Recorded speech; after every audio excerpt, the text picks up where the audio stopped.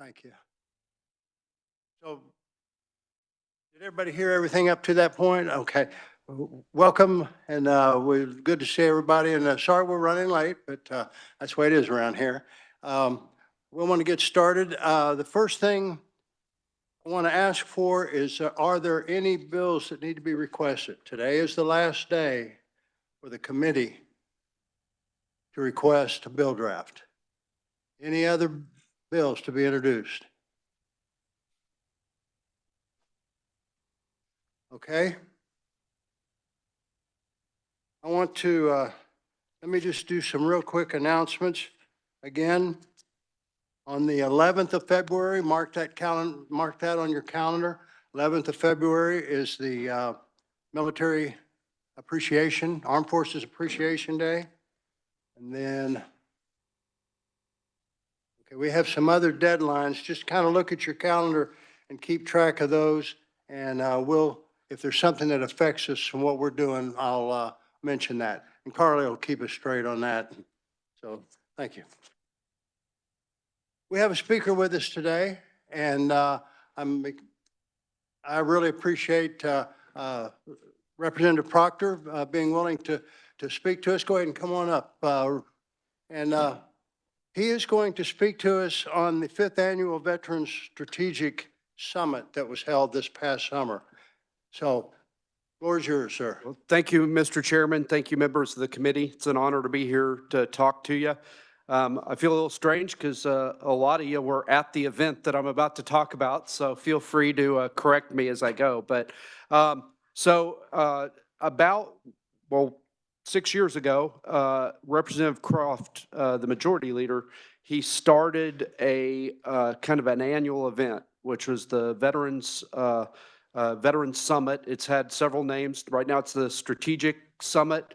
But the idea was a great one. The idea was every year after the session and before the next session, we're going to get the leadership, the state leadership of as many veteran service organizations as we possibly can together and let them tell us what it is that they want us working on for them and for their members in their various veteran service organizations. Every year it gets bigger. Every year it gets better. This last year, September 30th, was no exception. We had leadership from the VFW, American Legion, DAV,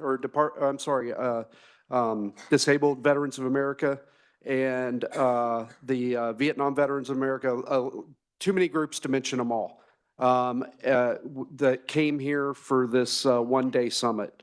What we did this year, which I really liked, I think is sustained for following years, is we kind of had a panel discussion, and several of the people are here in the room with us. Were on that panel, including myself. And after the panel discussion, we did breakouts in committee rooms around the Capitol where groups of veterans could talk to legislators directly and kind of work through the different legislative ideas that they had. It was kind of a great way to really flesh out the ideas.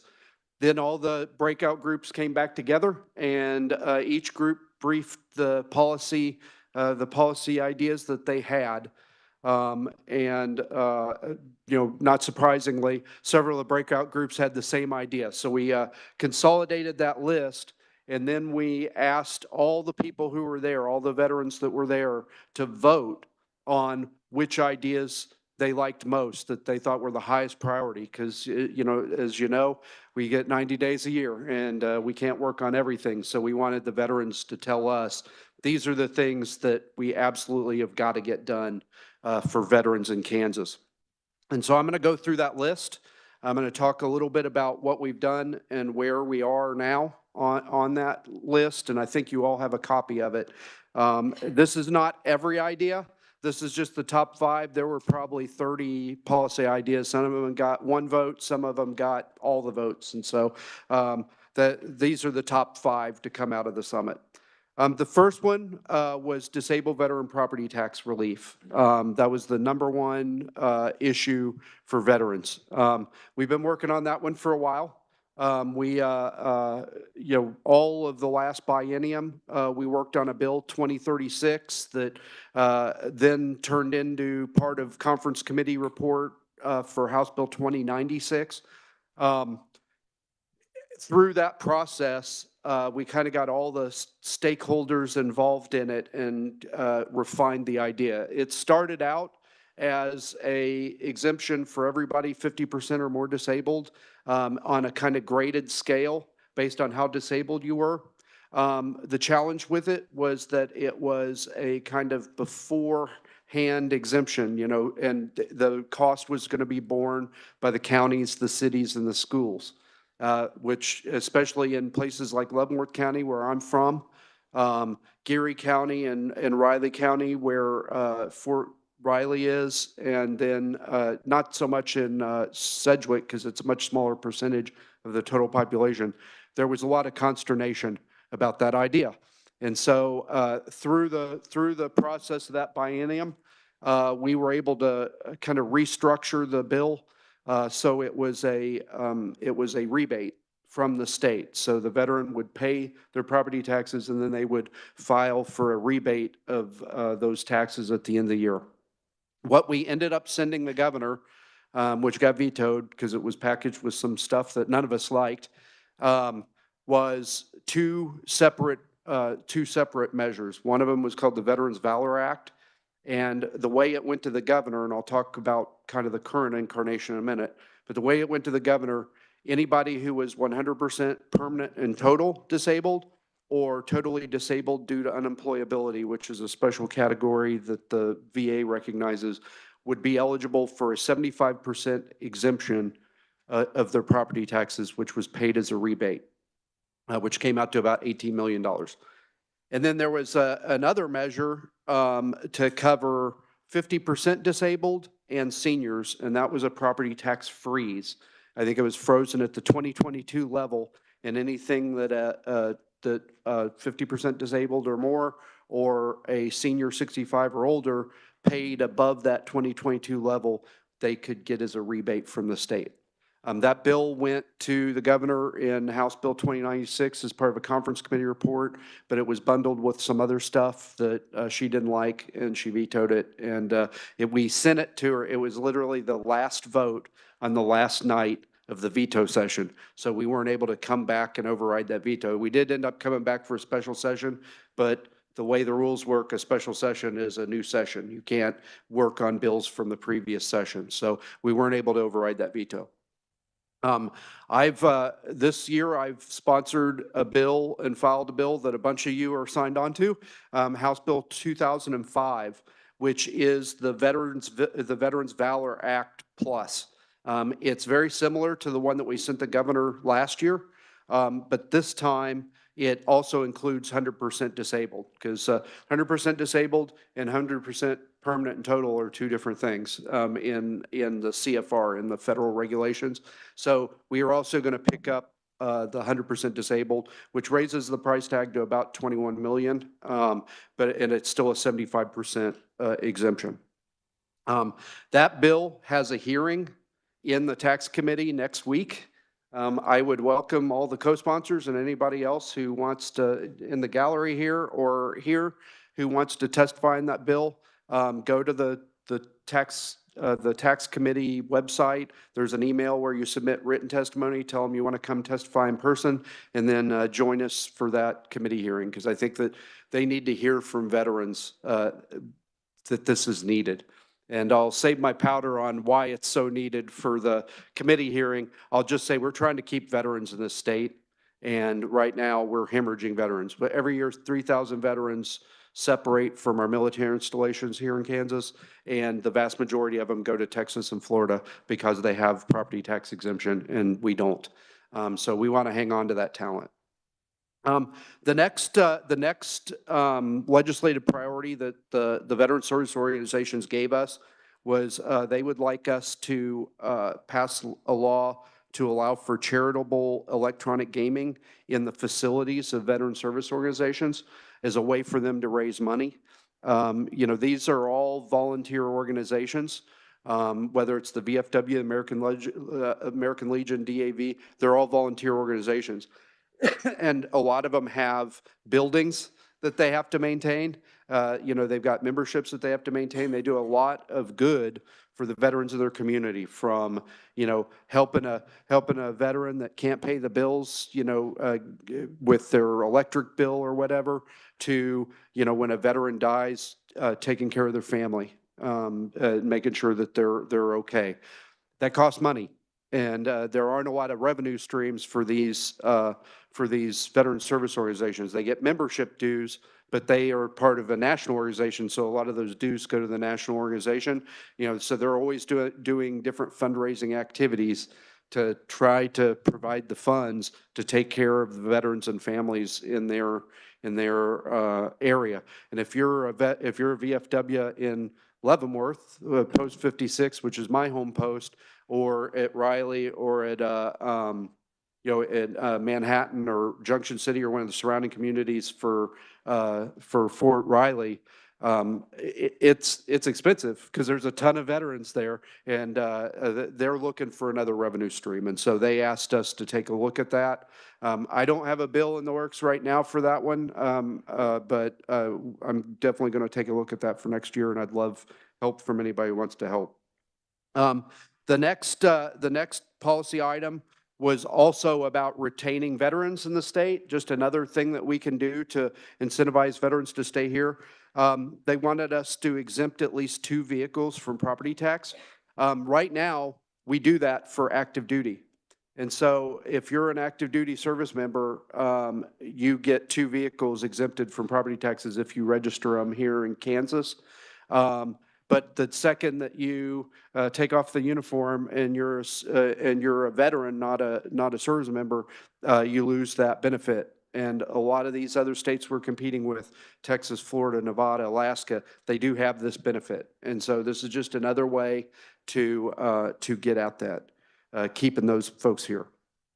The next policy priority that they had was VSOs and VCAP. So veteran service officers are folks that, and you guys have heard, I think, several bills on this or testimony on this.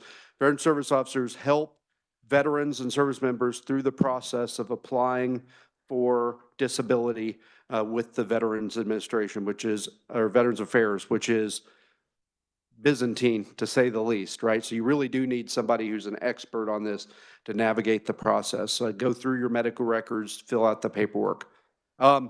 There's a federal law that requires that every state have this capacity in our state. And the way that we do it here in Kansas is we've got the Office of Veteran Services that have some veteran service officers, but then we also subsidize the VFW and the American Legion so that they can provide this service as well, because there's just the Office of Veteran Services is not big enough. There aren't enough of those guys, and they're not making nothing. I mean, we're paying them a little bit, but it's not enough for what they do for our veterans. And so it's hard for them to find folks to do it. And they're constantly going through turnover with people that just, financially are not able to basically donate their time anymore to doing this for veterans. So the veterans have told us loud and clear, and they told us in the summit this year, we need more money so that we can get more folks. That problem was a problem before, but now we're, with the PACT Act that Senator Moran was so instrumental in getting passed through Congress, you've got all these new claims for people that already had ratings.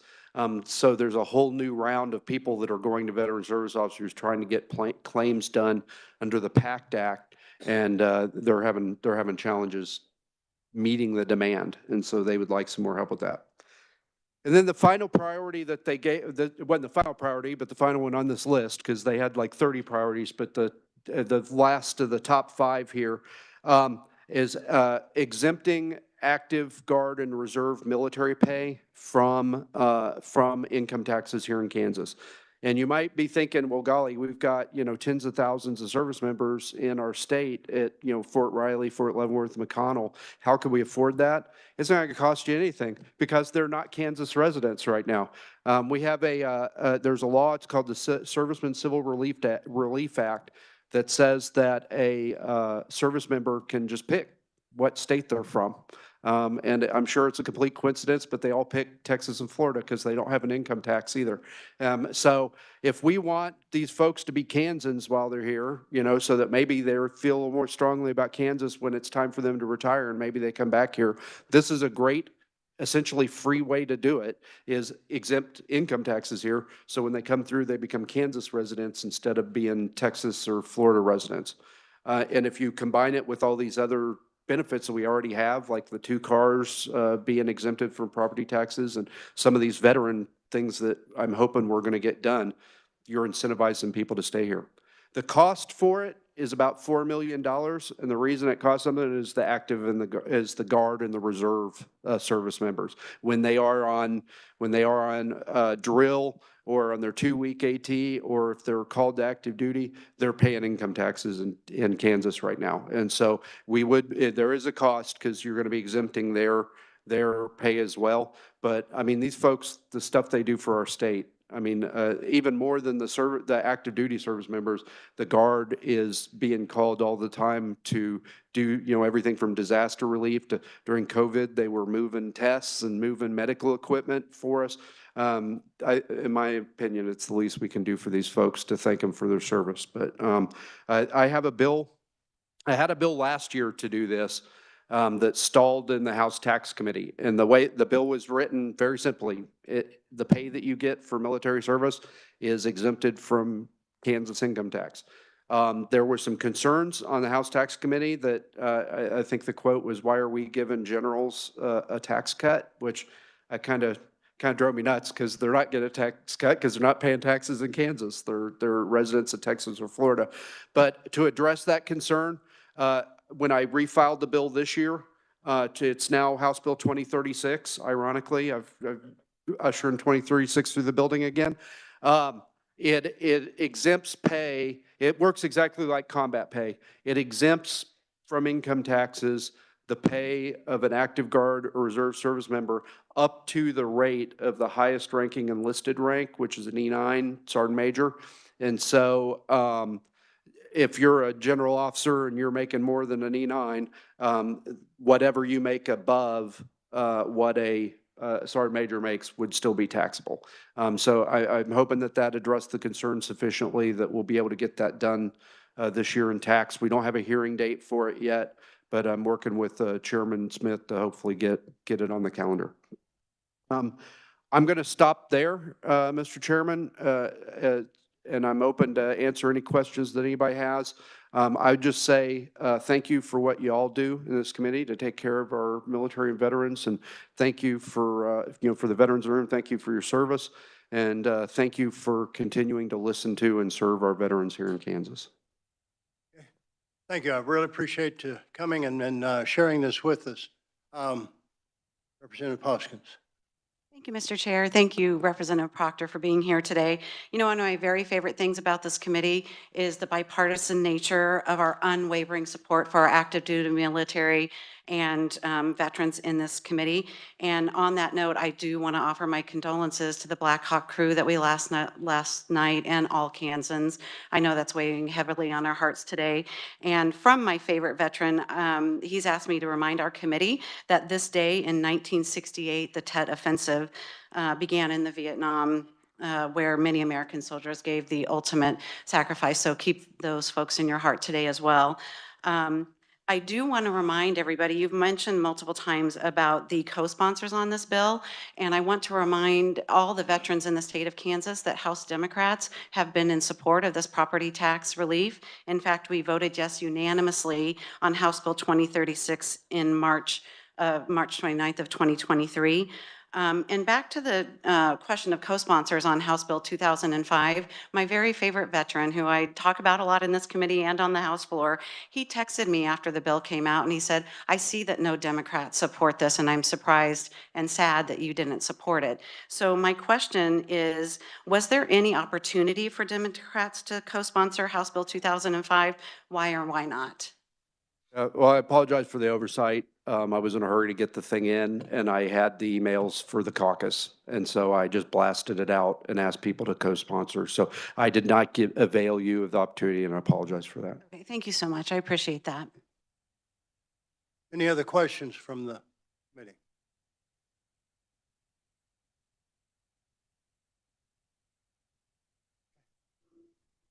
Representative Ruiz. Thank you, Mr. Chair, and thank you, Representative, for your presentation. Are other people who are not veterans invited to come to the this meeting? This is the second time I've heard about it, but I always hear about it after it's happened. And so I'm just wondering if other people, non-veterans. It is, and there were several non-veterans legislators there. And of course, family members of service members and veterans were there. We're always struggling to how we get the word out on this and on legislation. If you get on my newsletter, I'd be happy to give you my a card with the QR code. I blast this out to everybody on my newsletter so that as many people can share it and get the word out. It's just always a struggle.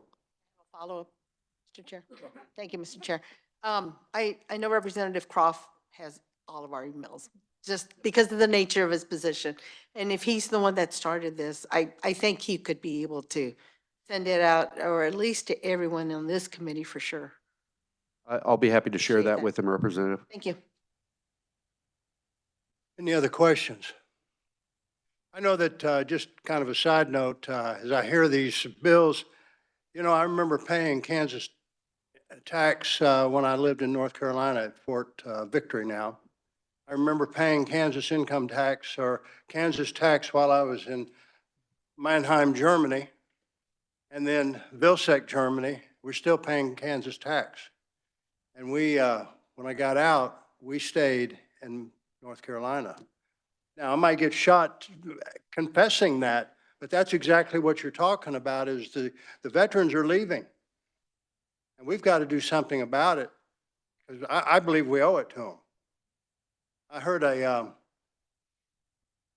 a funeral a week or so ago that said the veterans give up their tomorrows so we can have our tomorrows. So anyway, that's my advertisement. Chairman, you mind if I address that just a bit? Absolutely. So right now in Kansas, depending on the source you go to, we've got about 80,000 empty jobs that are out there that we can't find a human to do in the state of Kansas. And every year, 3,000 highly talented, highly motivated service members pack up their working age spouses and their kids, and they go to Texas and Florida. We're in a competition. We may not recognize that we're in a competition, but we're in a competition for that talent, and we are fighting with one arm behind our back. And that the number is not a small number. 21 million is a big number. I haven't been in this building so long that I no longer consider that a big number. But in so many ways, we're going to make that money back if we can retain this talent and get them into our workforce, growing our economy and growing their lives. What, do you have kind of a ballpark figure on what the return is that goes into our state economy? Yeah, so a couple years ago, it may have been a year ago, in the Veterans Caucus, we had, I think it was the head of the VFW's VSO program, tell us that the benefits that they identify for disabled veterans equals about $600 million every year. And that's just the VFW. There's also an American Legion VSOs. There's also Office Veteran Services VSOs. So those are just the ones that the VFW knew about. $600 million. Those, if they're here, they're going to spend those $600 million here in Kansas. If they're in Texas or Florida, they're going to spend them in Texas or Florida. That's the tangible number. There's also an intangible number in terms of medical care. You know, because a lot of these veterans are going to be, well, they're either going to have TRICARE if they're retired and or VA benefits if they get a disability rating. The vast majority of those medical services that that veteran gets are not on at a VA hospital. They're on the economy. You know, I have a disability rating. I don't qualify for my own bill, but I do have a disability rating, and I had to have surgery on my hands. I didn't go to the VA hospital to do that. I went to KU Med, and KU Med did it. And so federal dollars went from the Veterans Affairs Department to KU Hospital to pay for that medical treatment and, you know, prop up our medical system. So I go on for days about all the financial benefits of keeping these folks in our state. Thank you. Thanks, Mr. Chair. Thank you, Representative Proctor. Thanks for all your work with these things. I mean, these have been important to get through the past couple of years. We can continue pushing on those. And I would echo what you said. I mean, I see a lot of veterans every day in Junction City, Morris County area. And I've got a couple good friends that have said as soon as their wives retire, they're gone. And these are senior officers that have retired in those communities. And I have a family member who lives right across the line in Missouri and said if these bills get passed, they bought some land, they want to build a house on this side of the line. Hopefully we can get those things done. And he's a veteran and disabled as well. So hopefully we'll get some of these things pushed through this year. Thanks for your work.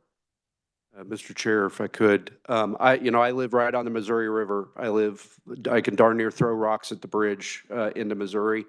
The number of people every morning you see driving from Missouri to Fort Leavenworth to work that are paying, that are not paying property taxes there because they've just passed this bill. And, it just breaks my heart. Those folks that could be in our community.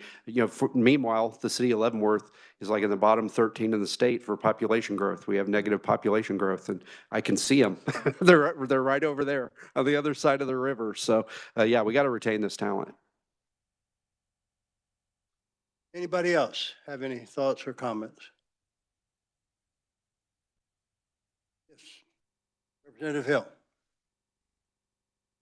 Thank you, Mr. Chair, and thank you, Representative Proctor. I've attended the summit now, and I think it's an amazing thing, and it's amazing to get all the different groups together and consolidate down to the important things. And hopefully we get this done this year on the property tax. I think it's really important. One little aside thing, it just triggered reading through here about the two vehicles.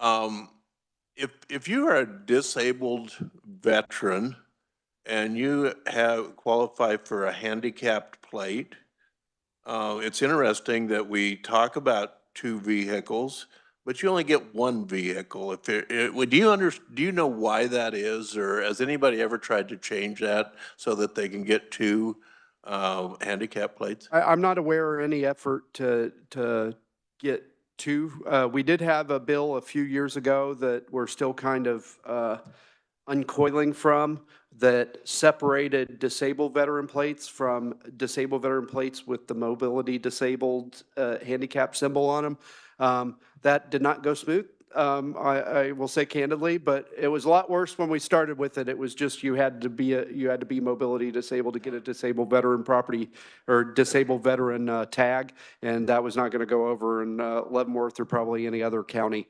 So we ended up with a structure where we bifurcated them, and we're still kind of working out the kinks and reapplying. I think it'll settle out once everybody gets the correct tag on their vehicle. So, but yeah, I'm not aware of the reasoning or any effort to change why you only get one. Yeah, it does affect a number of people. I mean, just because you're handicapped doesn't mean that you only have one vehicle. So anyway, I just happened to think of that, but I really do appreciate all your efforts on this and your efforts on all veterans affairs, and thank you for your work. Representative Poskins. Thank you, Mr. Chair. Representative Hill, if I may, just because I have a husband who is in a wheelchair full-time, and I believe that anybody who has a plate can also get the hanging, and that's the point of the hanging, is when you're in the other vehicle that you take that with you. And so like when we fly across country and we don't have our own vehicle with us, we bring that to use on our rental vehicles. Just, that might be why. Thanks. Yeah, I just was curious. I mean, being we're trying to compete with states like Texas and Florida, with the license plate deal, my son-in-law, daughter lived down there.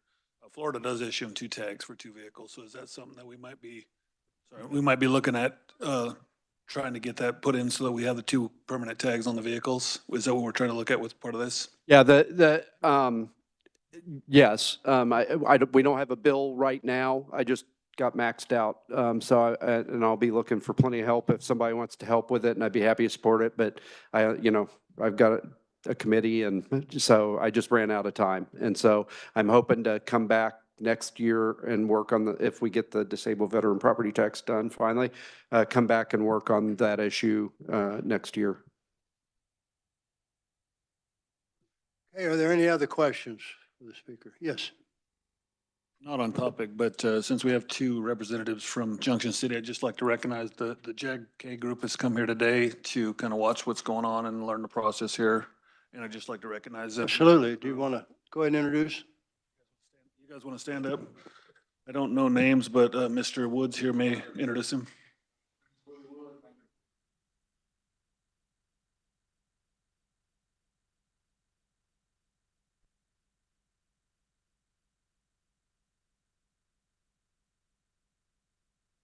Mr. Woods, it's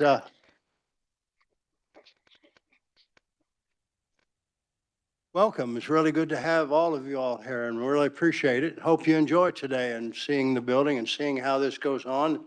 And it's a good discussion to hear, and it's a good thing to be in on. So thank you all very much for showing up today.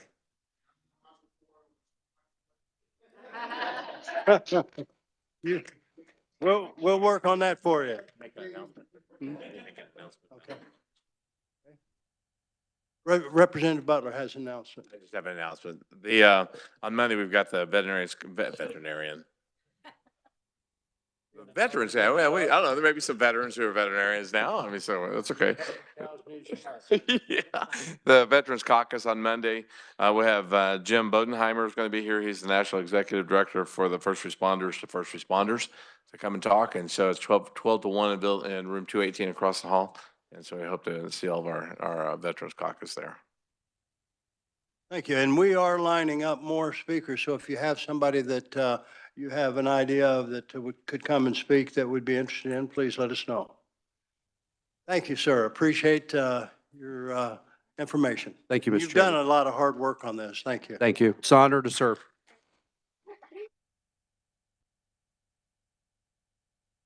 Yes, sir.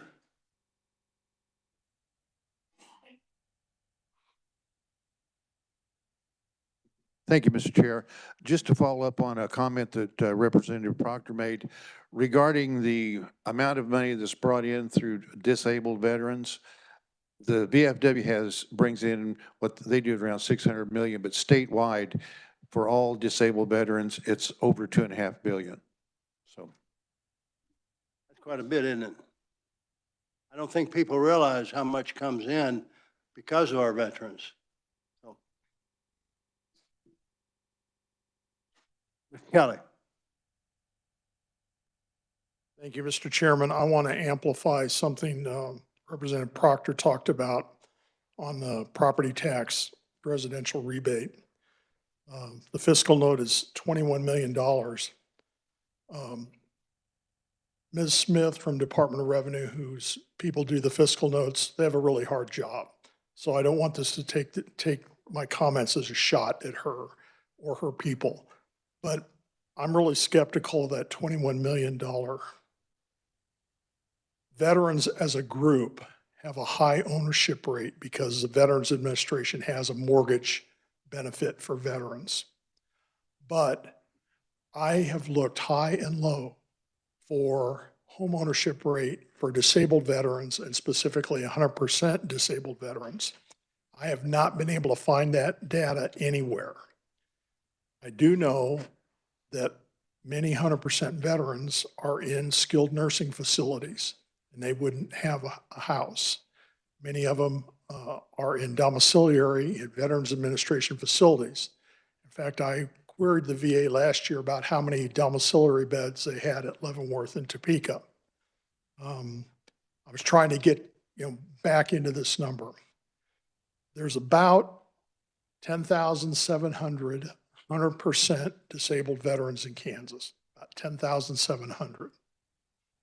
And I don't know what Ms. Smith's people used as the home ownership rate out of that 10,700 to get to this $21 million number, but I'm not sure the math adds up. And the reason I think the math doesn't add up is I don't think we have the correct demographic data of disabled, 100% disabled veterans that own a home and are paying property tax on it. Many of them are renters. And I know there's a different bill to give a property tax break to renters that may or may not be heard this year, but I know a bill's been filed on that. So if you subtract out the veterans that are renters, the ones that are in domiciliary facilities, the ones that are in skilled nursing facilities, the ones that live with family and don't pay rent, I just don't know that this fiscal note of 21 million, I think it's very likely overstated. So I just wanted to put that demographic argument out there for your consideration. If I can get solid numbers, I'll be sure to get them to Ms. Smith and to Chairman Smith on the tax committee.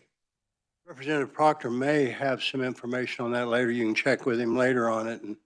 But I think bottom line is the money that the veterans bring into this state is phenomenal. I think that's the bottom line, and we're losing that. 300%, sir. Any other questions? Any other questions? Meeting adjourned.